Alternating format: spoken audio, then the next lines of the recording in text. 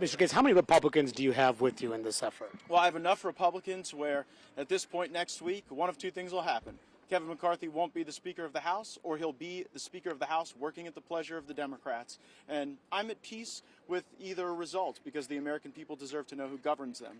Sorry, I'm going to let her have a question. Yeah, so you've made it clear that if this fails, you will try again. How soon would that happen? Well, I'm not so pessimistic as to immediately accept that it'll fail. I think that's the likely outcome. But, you know, this won't be the only time. That's probably all I'll say on that. Has the Speaker talked to you, reached out to you at all in any way, touch you on the floor just now? Yeah, he hasn't talked to me since he appointed me to the National Defense Conference Committee, and we talked about some of our aligned defense priorities, but that was some weeks ago. What do you think it means that there's a number of Republicans now that say they're keeping an open mind to the motion to vacate? Well, I hold no malice toward any Republican who doesn't support the motion to vacate. I believe the basis for the motion to vacate is Kevin McCarthy's repeated breach of the agreement that he made in January. Just look at the breach that we've seen over the last few weeks. He blew past the pre-COVID spending top line he agreed to. He put a bill on the floor to fund the entire government without 72 hours to review it in violation of the agreement he made.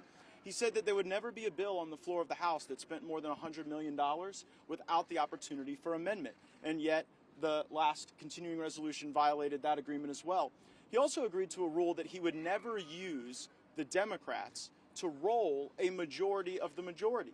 But in the last vote on Ukraine, we had a majority of the majority vote no, and yet that was not something that the leadership honored. They used Democrat votes to send more money to Ukraine. And maybe the last straw for me was learning that Kevin McCarthy had created a secret side deal with President Biden on Ukraine while we were in the middle of this government funding battle. A secret side deal on Ukraine is not what the American people want to see out of a Republican speaker. He denied that. If it's likely to fail as you expected, what did you accomplish through this? Well, I think the American people deserve to know the coalition that really governs them. And Kevin McCarthy likes to pretend that he makes coalition with conservatives. But all he really does is break his word with conservatives.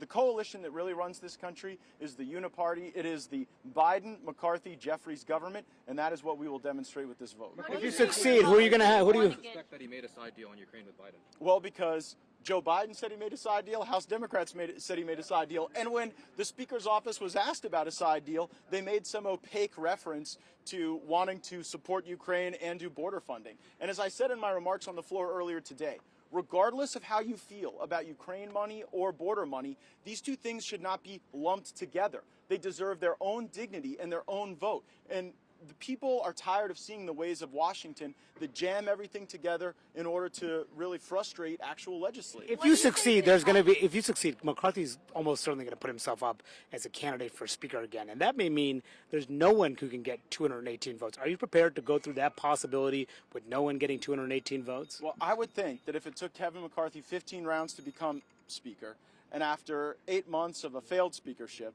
and after a successful removal vote, as your hypothesis would portend, that he would take a hint. Do you have someone? Are you talking to any Democrats about this? If it were serious, you'd be trying to convince them. I have made no deal with Democrats because I believe that Democrats should vote against Kevin McCarthy for free. It's Kevin McCarthy who's out there offering deals to Democrats. So if there's a deal made with Democrats, the only deal is to make one with McCarthy. Because I'm not offering anything and won't offer anything. And by the way, if the Democrats want to own Kevin McCarthy, they can have him. Because one thing I'm at peace with is when we stand here a week from now, I won't own Kevin McCarthy anymore. He won't belong to me. So if the Democrats want to adopt him, they can adopt him. If you're successful, who would be your alternative? Who would you be putting up there if you're successful? Look, our number 2 is Steve Scalise. I think very highly of Steve Scalise. I would vote for Steve Scalise. I would probably vote for at least 100 Republicans in our caucus and maybe 100 other Americans out there who wouldn't necessarily need to be a member of the body to be considered for the speakership. But I am not going to pass over Steve Scalise just because he has blood cancer and is going through treatment. What would you say to members who have worked so hard to try and get these appropriation bills through? That's finally happening. Now they say they don't want to be distracted from that. What do you say to those members who don't want to vote against McCarthy for that reason? Well, mostly I would say you're welcome, because we weren't endeavoring on the appropriations process earnestly until we held a political gun to the Speaker's head last week. We left for a 6-week vacation, and we'd only passed one of our appropriations bills, the Veterans Bill. If Kevin McCarthy was serious about appropriations, we'd have been here all of July, we would have been here in August, and we would have been doing the people's work, passing their budget. The American people are tired of Washington, D.C. not having a budget, running $2 trillion annual deficits, sitting atop a $33 trillion debt. And if this country's going down, I'm going down fighting. I'll give you a follow-up. I mean, it's happening now, right? Y'all were supposed to be back home in your districts. That hasn't happened. There are appropriation bills on the calendar. I know it might have taken a while to get here, but you're here. And so what do you say to your colleagues who say we can't support this because we want to get this done? We want to get the government funded. Well, I would suggest if we were real serious about that process, we wouldn't be having 4-day work weeks. I mean, we started votes tonight at 6:30 p.m. on a Monday. Most Americans don't start work at 6:30 p.m. on a Monday and end a few hours later, right? So I don't believe that the level of effort that you're seeing out of the Congress this week is reflective of the momentum that we had built previously.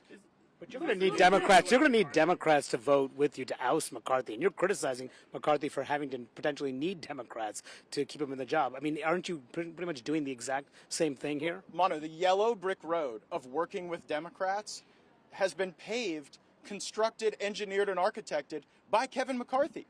Look no further than the debt limit deal, a deal he passed with Democrats. Look no further than the last continuing resolution, which he passed with Democrats. And by the way, if he's able to stay in power, it will be him working for the Democrats, continuing to do their bidding. So this is a revealing exercise, and I think it'll show the country who's really in Just charge. to follow up on that, though, most Republicans still do support McCarthy. So why bring this up if you don't have the support of most of your conference? Well, he doesn't have my support anymore, and he doesn't have the support of a requisite number of Republicans to continue as the Republican Speaker. Now, he may continue as the House Speaker, and he may continue as a Speaker of the Democrats and some sort of uniparty coalition, but he is not going to be a Speaker in power as a consequence of Republican votes based on the number of people who are going to be with me.